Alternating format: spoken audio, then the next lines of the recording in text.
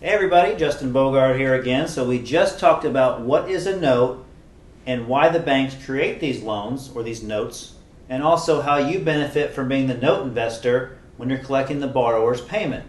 Now let's go over the different types of notes that are out there, the type of loans. And as you can tell, I'm going to use the word loans and notes kind of interchangeably. They're actually the same thing. We just in the business sometimes call them loans or notes, or the defaulted term for your benefit is going to be mortgages. And also don't forget below, we're going to have a translation for you if English is not your primary language. Okay? So we're going to talk about type of notes. And the first note we're going to talk about is a performing note, which happens to be my favorite note. A performing note is a note from a borrower that pays month after month on time. So that means they are no more than 30 days past the due date.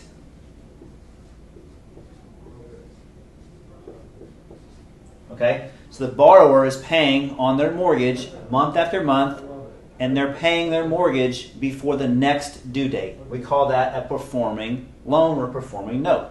Okay? The next category of loans or notes is called a sub-performing note. Okay?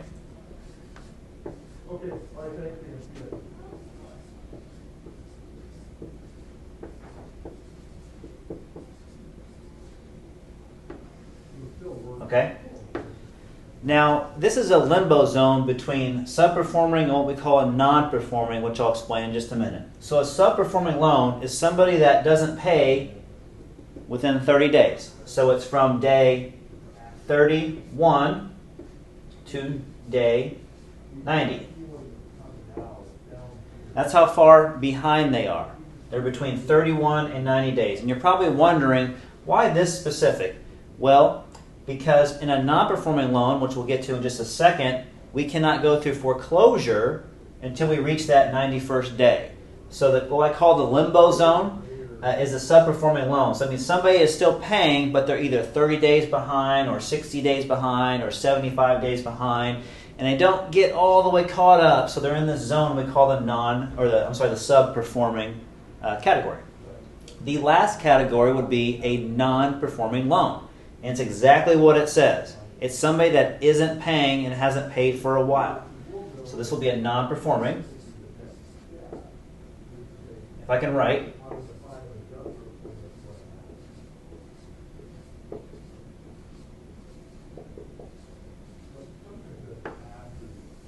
So a non-performing loan, like we said, is somebody that is 91 days and beyond past their due date.